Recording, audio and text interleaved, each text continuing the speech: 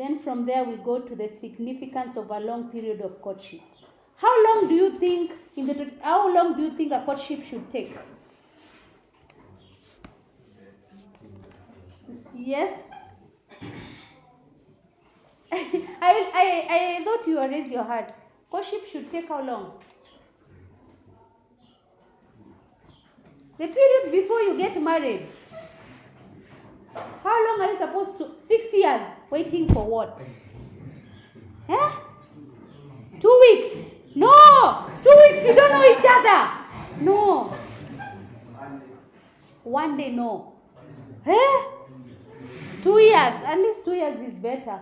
Because I get to know you, to know your family. Yes. So that you can be sure. 2 years is good. 2 years or 6. After you identify this girl and before you marry her, how long does it take? 5 years? 6 years? What if someone else sees them?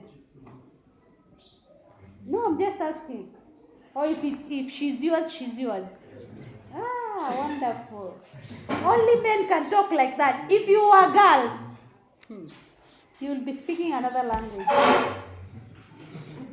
Yes? So now we are talking about the significance of the long period of courtship. So it is not identified how long it should be, but it should be long in the traditional African society. Because number one, it is identified, it enables you to identify whether the marriage partner is very suitable for you.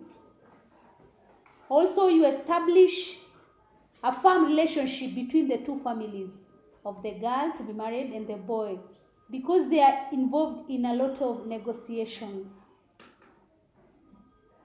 Also, this long period of courtship enables you to know the character of your girl or the character of your boy who is going to do what? To marry you. During a long period also, you are able to know whether you are related or you are related by blood or your relatives in any way. Because the two families are mingling, they'll know whether you have any blood relations. It also strengthens the relationship between the two families, as this is the time that they exchange gifts, also they share food and drinks. The boy and the girl in the traditional African society, during the time of courtship, they are given family life education. They are told their responsibilities, their duties, things concerning family. And then it gives time for dowry negotiations. This is the time that dowry negotiations goes on. And then arrangements are made for the marriage ceremony. From there, we go to the Christian marriage.